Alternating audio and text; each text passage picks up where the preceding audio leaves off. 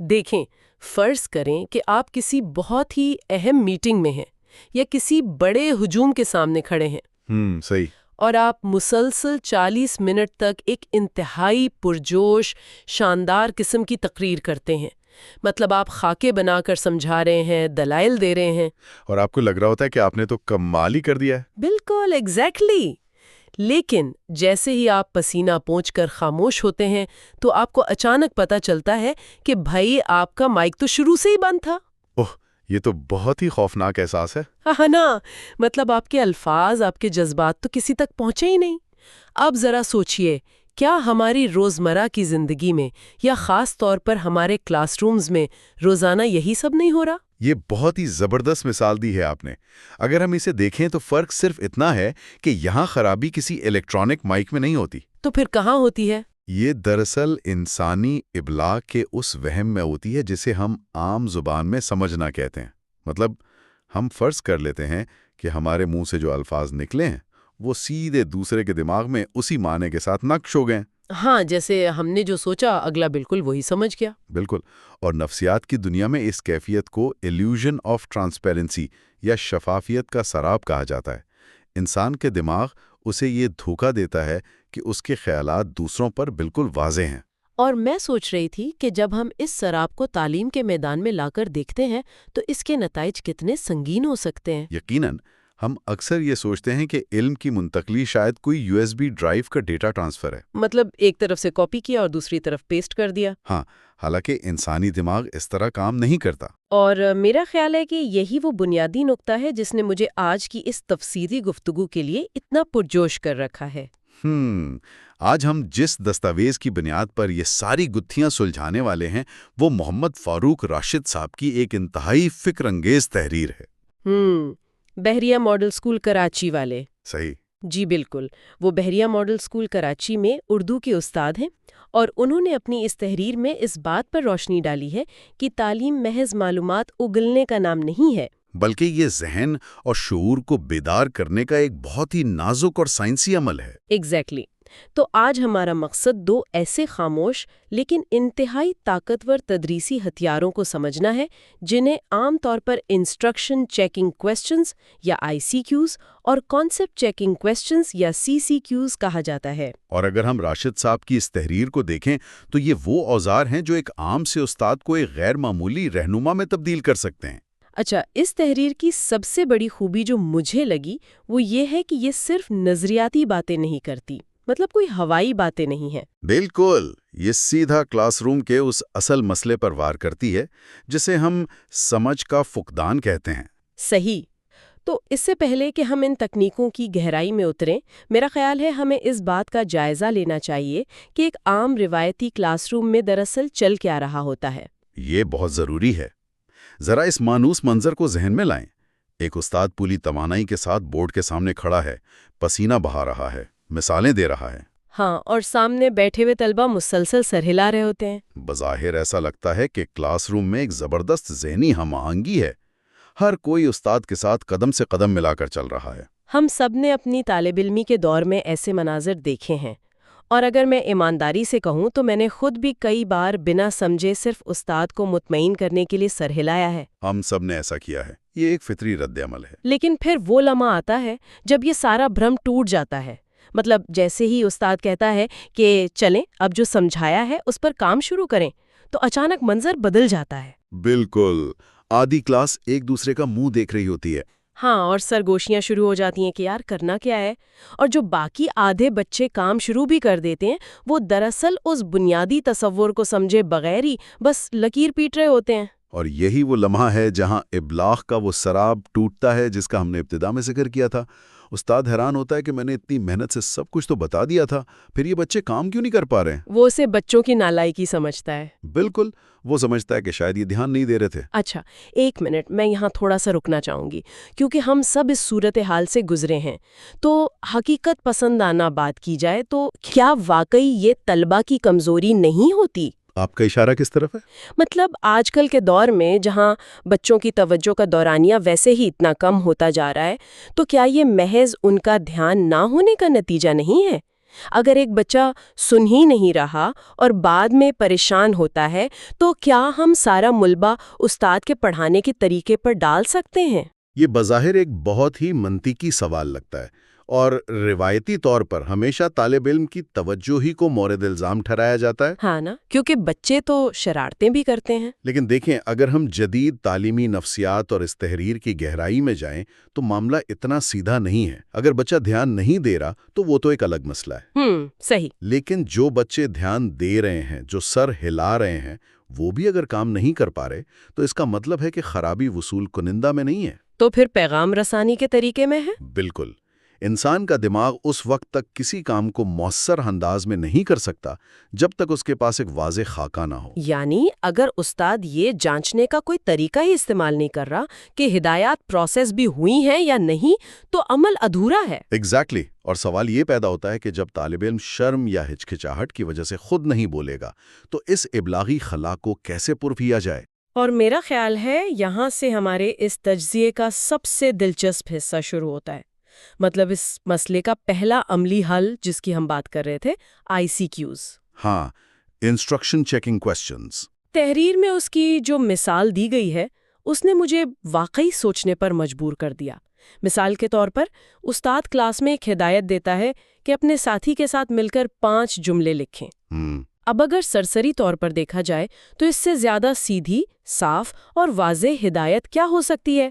میں نے تو یہی سوچا کہ بس بات ختم ہو گئی، اس میں تو کوئی ابہام نظر نہیں آتا۔ عام بول چال میں شاید یہ بات بہت واضح لگے، لیکن جب ہم ایک ایسے دماغ کی بات کر رہے ہیں جو ابھی ایک نیا تصور سیکھ رہا ہے تو یہ ایک انتہائی الجھا ہوا جملہ ہے۔ واقعی؟ وہ کیسے؟ دیکھیے، جب استاد نے کہا اپنے ساتھی کے ساتھ مل کر 5 جملے لکھیں تو ایک بچے کے ذہن میں سوالات کی ایک لمبی تہریز اٹھتی ہے۔ اچھا، جیسے کہ؟ جیسے، کیا یہ کام مجھے اکیلے کرنا ہے یا واقعی مل کر کرنا ہے؟ کیا ہم دونوں کو 5 جملے لکھنے ہیں، یعنی کل 10 جملے؟ ہاں، یا پھر دونوں نے مل کر صرف 5 جملے لکھنے ہیں؟ بالکل۔ اور کیا یہ جملے کاپی پر لکھنے ہیں یا کسی رف کاغذ پر، یا پھر صرف زبانی سوچنے ہیں؟ اور سب سے اہم بات، ان جملوں کا موضوع کیا ہے؟ یار، یہ تو واقعی ایک پورا پینڈورا باکس کھل گیا۔ بچہ تو انہی سوالوں میں الجھ کر رہ جائے گا۔ اور چونکہ وہ ڈرتا ہے کہ اگر اس نے پوچھ لیا تو پوری کلاس ہنسے گی کہ اسے اتنی سی بات سمجھ نہیں آئی، تو وہ خاموش رہتا ہے، اور جو سمجھ آتا ہے الٹا سیدھا کام شروع کر دیتا ہے۔ بالکل یہی ہوتا ہے۔ تو ICQs دراصل اسی ابہام کو دور کرنے کا فن ہے۔ تحریر کے مطابق یہ وہ سوالات ہیں جو استاد ہدایت دینے کے فوراً بعد پوچھتا ہے تاکہ وہ یہ یقینی بنا سکے کہ طلباء کو پیرامیٹرز سمجھ آ گئے ہیں۔ درست کہا آپ نے، یہ سوالات بہت مختصر اور ٹو دی پوائنٹ ہوتے ہیں۔ مطلب استاد کیا پوچھے گا؟ مثلاً ہدایت دینے کے بعد استاد پوچھے گا کہ کیا آپ یہ کام اکیلے کریں گے یا جوڑی میں؟ تو بچے جواب دیں گے جوڑی میں۔ بالکل۔ پھر اگلا سوال پوچھے گا، ہمیں کل کتنے جملے لکھنے ہیں؟ تو جواب آئے گا 5۔ یعنی یہ کوئی عام سوال جواب کا سیشن نہیں ہے، بلکہ ایک کلاس روم میں راستہ دکھانے کا ایک سائنسی طریقہ ہے۔ بالکل۔ جب بچے خود اپنے منہ سے ان ہدایات کو دہراتے ہیں تو ان کے دماغ کی دھن چھٹ جاتی ہے۔ مگر مجھے یہاں ایک عملی مسئلہ نظر آتا ہے اور میں دوبارہ اس چیز کو چیلنج کرنا چاہوں گی۔ جی بتائیے۔ دیکھیں، اگر ایک استاد نے کلاس میں آ کر ایک سادہ سی ہدایت دی اور پھر وہ اس کی تصدیق کے لیے 4 مزید سوال پوچھنا شروع کر دے تو کیا یہ مائکرو مینجمنٹ نہیں ہو جائے گی؟ یہ اعتراض اکثر اٹھایا جاتا ہے۔ مطلب ایک 40 منٹ کی کلاس ہوتی ہے، اس میں استاد کا آدھا وقت تو اسی تفتیش میں گزر جائے گا کہ بچوں کو سمجھ آیا یا نہیں۔ کیا یہ سراسر وقت کا ضیاع نہیں ہے؟ یہ بات سن کر واقعی وزن محسوس ہوتا ہے، لیکن حقیقت اس کے بالکل برعکس ہے۔ میرا ماننا ہے کہ ہم وقت کے ضیاع کا اندازہ ہی غلط لگا رہے ہیں۔ وہ کیسے؟ ذرا اس منظر کا تصور کریں جہاں استاد نے ICQs نہیں پوچھے اور کام شروع کروا دیا۔ صحیح۔ اب 10 منٹ بعد وہ دیکھتا ہے کہ 3 جوڑیوں نے 10-10 جملے لکھ لیے ہیں، 2 بچے اکیلے کام کر رہے ہیں اور 4 بچے تو ابھی تک موضوع ہی ڈھونڈ رہے ہیں۔ ہاں، یہ تو پورا افراتفری کا منظر ہے۔ تو اب ان سب کی غلطیاں سدھارنے اور دوبارہ ہدایت دینے میں جو 15 منٹ ضائع ہوں گے وہ بہت بڑا نقصان ہے۔ اس کے مقابلے میں ICQs پوچھنے میں بمشکل 30 سیکنڈ لگتے ہیں۔ واہ، یہ تو بہت زبردست بات کہی آپ نے۔ مطلب یہ 30 سیکنڈ دراصل وہ سرمایہ کاری ہے جو آپ کے 15 منٹ بچاتی ہے۔ بالکل۔ اور اس سے طلبہ میں خود اعتمادی بھی آتی ہے کہ انہیں واضح طور پر معلوم ہے کہ قدم کہاں رکھنا ہے۔ یہ بات بہت منطقی ہے۔ مجھے اس سب کو سمجھنے کے لیے ذہن میں ایک ریڈیو فریکوینسی والی تشبیہ ابھر رہی ہے۔ اچھا، وہ کیسے؟ مطلب استاد ایک ریڈیو اسٹیشن کی طرح پوری طاقت سے سگنل نشر کر رہا ہے، لیکن اگر سامنے بیٹھے طلباء کا ریسیور غلط فریکوینسی پر سیٹ ہے تو انہیں صرف شور سنائی دے گا۔ تو آئی سی کیوز دراصل وہ طریقہ ہے جس سے ہم اس ریسیور کی فریکوینسی کو بالکل درست نمبر پر سیٹ کرتے ہیں تاکہ بات صاف سنائی دے۔ یہ فریکوینسی والی تشبیہ بہت عمدہ ہے اور بالکل درست عکاسی کرتی ہے، لیکن میں کہوں گی کہ اگر ہم اسی تشبیہ کو تھوڑا اور آگے بڑھائیں تو ایک نیا سوال پیدا ہوتا ہے۔ وہ کیا؟ فرض کریں فریکوینسی سیٹ ہو گئی، سگنل موصول بھی ہو گیا، بچوں کو پتا چل گیا کہ انہیں کیا کرنا ہے، لیکن کیا صرف اتنا جان لینا کافی ہے؟ مطلب کیا سگنل صاف ملنے کا یہ مطلب بھی ہے کہ پیغام کا مفہوم اور اس کی روح بالکل اسی طرح سمجھی گئی ہے جیسے نشر کرنے والا چاہتا تھا؟ اچھا، ہاں، یہ تو واقعی ایک زبردست موڑ ہے، کیونکہ راستہ دکھانا کافی نہیں ہے، یہ جاننا بھی تو ضروری ہے کہ کیا طالب علم صحیح منزل کی طرف جا رہا ہے یا بس گول گول گھوم رہا ہے۔ اور یہیں پر اس تحریر کا وہ دوسرا اہم حصہ شروع ہوتا ہے جسے ہم سی سی کیوز یعنی کانسیپٹ چیکنگ کوسچنز کہتے ہیں۔ تو سی سی کیوز وہ سوالات ہیں جو ہدایات کی بجائے اصل تصور، مفہوم اور سبق کی روح کو جانچنے کے لیے پوچھے جاتے ہیں۔ بالکل، اور یہاں تحریر نے ایک بہت ہی شاندار لکیر کھینچی ہے کہ یہ سوالات بچے کی یادداشت کو نہیں جانچتے بلکہ اس کے فہم کو، اس کی سمجھ کو جانچتے ہیں۔ ایگزیکٹلی، یادداشت اور فہم کا یہ فرق ہی جدید تدریس کی جان ہے، اور اس حوالے سے تحریر نے ایک انتہائی روایتی اور خطرناک سوال کی خبر لی ہے۔ مجھے اندازہ ہو رہا ہے آپ کس سوال کی بات کر رہے ہیں۔ ہم سب نے اساتذہ کو سبق کے آخر میں یہ بے اثر سوال پوچھتے سنا ہے کہ کیا آپ کو سمجھ آیا؟ ارے ہاں، یہ تو پوری دنیا کا سب سے بڑا دھوکہ ہے، میں سمجھتی ہوں۔ وہ کیسے؟ دیکھیں، جب آپ 40 بچوں کی کلاس کے سامنے پوچھتے ہیں کہ کیا آپ کو سمجھ آیا، تو مجال ہے جو کوئی بچہ ہاتھ کھڑا کر کے کہہ دے کہ نہیں سر، مجھے تو کچھ پلے نہیں پڑا۔ بالکل، ایسا کبھی نہیں ہوتا۔ سماجی دباؤ اور شرمندگی کا خوف بچے کو ہمیشہ اس بات میں سر ہلانے پر مجبور کرتا ہے۔ وہ سوچتا ہے کہ باقی سب کو تو سمجھ آ گیا ہے، اگر میں نے انکار کیا تو میں بیوقوف لگوں گا۔ یقیناً، اور چونکہ کہ آپ کو سمجھ آیا ایک ایسا سوال ہے جس کا جواب صرف ہاں یا نہ میں دیا جا سکتا ہے، تو استاد کو کبھی پتہ ہی نہیں چلتا کہ دماغ میں کیا چل رہا ہے۔ تو پھر سی سی کیوز یہاں کیسے گیم چینجر ثابت ہوتے ہیں؟ دیکھیں، سی سی کیوز میں ہاں یا نہ کی گنجائش نہیں ہوتی، اور نہ ہی یہ کوئی رٹی ہوئی تعریف مانگتے ہیں۔ ان کا مقصد دماغ کو فعال کرنا ہوتا ہے۔ مجھے لگتا ہے کہ اسے کسی عملی مثال سے سمجھنا ضروری ہے۔ استاد یہ کیسے کرے گا؟ چلیں اسے ایک عملی مثال سے سمجھتے ہیں۔ فرض کریں ایک استاد اردو ادب میں المیہ یعنی ٹریجڈی کا تصور پڑھا رہا ہے۔ اس نے بہت تفصیل سے المیہ کی تعریف بتا دی۔ اب اگر وہ پوچھے گا کہ المیہ کیا ہوتا ہے، تو جس بچے کی یادداشت اچھی ہے وہ کتاب کی لائن منوان دہرا دے گا، اور استاد کو لگے گا کہ بات سمجھ آ گئی۔ بالکل۔ لیکن اگر استاد سی سی کیو استعمال کرے تو وہ تعریف نہیں پوچھے گا، وہ ایک تصوراتی منظر پیش کرے گا۔ اچھا، کیسا منظر؟ وہ پوچھے گا اگر میرے ہاتھ سے چائے کا کپ گر کر ٹوٹ جائے تو کیا یہ ایک المیہ ہے؟ تو بچے فوراً کہیں گے نہیں، بالکل نہیں۔ پھر وہ پوچھے گا اگر کسی شہر کی اکلوتی اور تاریخی لائبریری کو آگ لگ جائے تو کیا یہ المیہ ہے؟ تو بچے کہیں گے ہاں، یہ المیہ ہے۔ واہ، یہ واقعی کمال کی چیز ہے نا؟ کیونکہ اس عمل میں بچہ اپنے ذہن پر زور دے کر اس تصور کی حدود کو پہچان رہا ہے۔ وہ الفاظ کو طوطے کی طرح رٹ نہیں رہا، بلکہ صورتحال کو پرکھ رہا ہے۔